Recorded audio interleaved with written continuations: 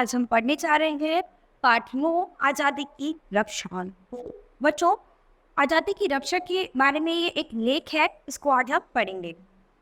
अपनी इच्छा या मर्जी से जीना ही सच्चा जीवन है, परंतु इसका अर्थ यह नहीं है कि हमारी आज़ादी किसी अन्य की स्वतंत्रता में बाधक बने। तो क्या है, हर कोई चाहता है कि वो आज़ादी से स्वतंत्रता से जिए, लेकिन हमारी आज़ादी या स्वतंत्रता किसी के लिए बाधक बन जाए, किसी के लिए बंधन बन जाए, वो गलत है।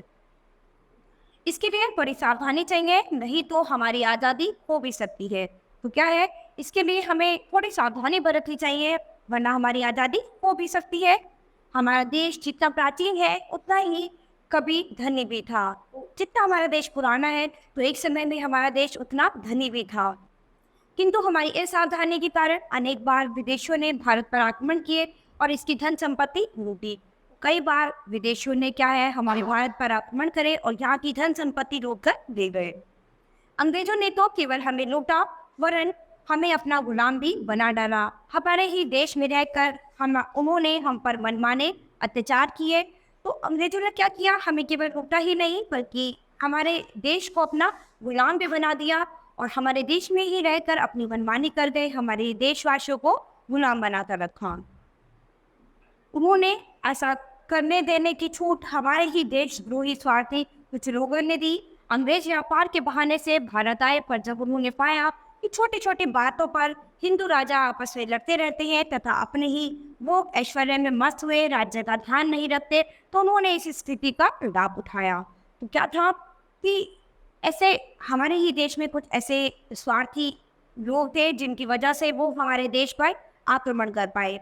तो क्या था कि अंग्रेज केवल व्यापार करने के बहाने से भारत में आए थे और धीरे धीरे उन्होंने क्या है, हमारे हिंदू राजा तो आपस में लड़ते रहती थी, जिन्हें केवल अपने भोग ऐश्वर्य में ध्यान था, अपने राज्य में ही मस्त रहते थे, उन्हें और किसी चीज का कोई मतलब नहीं था। तो ऐसी स्थिति का ही अंग्रेजों ने लाभ उठाया। उन्होंने एक राजा को दूसरे के विरुद्ध भड़काया और बाद में उन्हें लड़वाकर खुद राजा बन बैठे। क्या था, उन्होंने क्या करा, एक राजा को दूसरे राजा से लड़वाया, आपस में लड़ाई झगड़े करवाए और फिर बाद में खुद राजा बन गए। हमारे देश प्रेमी नागरिक इस स्थिति से बहुत दुखी हुए और उन्होंने देश को आज़ाद करवाने के लिए घोर संघर्ष किया। तो कुछ हमारे देश प्रेमी नागरिक जो थे, उन्होंने क्या किया, वो इस स्थिति से बहुत ही ज़्यादा दुखी हुए, परेशान हुए और उन्होंने देश को आज़ाद करवाने के लिए बहुत ही घोर संघर्ष किया। स्वाधीनता के लिए हजारों लोगों ने अपना जीवन बलिदान कर दिया।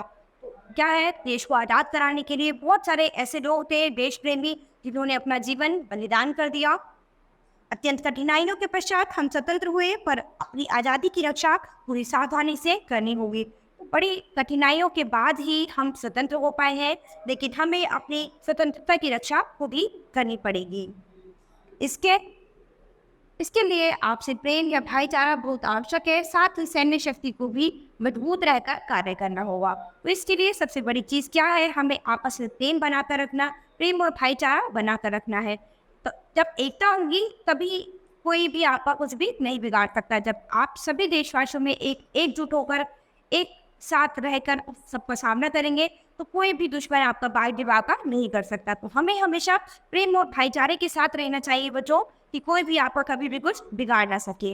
और साथ ही अपनी सैन्य शक्ति को भी मजबूत रखना चाहिए कि कोई कभी आप पर ऐसे आक्रमण ना कर पाए। तो बच्चों, यहाँ पर आज़ादी के महत्व पर हमने इस पाठ में चर्चा की है कि आज़ादी का क्या महत्व है हमारे लिए। कि आज़ादी हमारे लिए बहुत महत्वपूर्ण है, लेकिन इसके रहते हुए हमें किसी का कुछ भी गलत नहीं करना है, किसी को भी परेशान नहीं करना है। हमें प्रेम और भाईचारे के साथ रहना है और अपनी आज़ादी का जश्न मनाना है, अपनी आज़ादी को सबको मिलजुल कर बांटना है।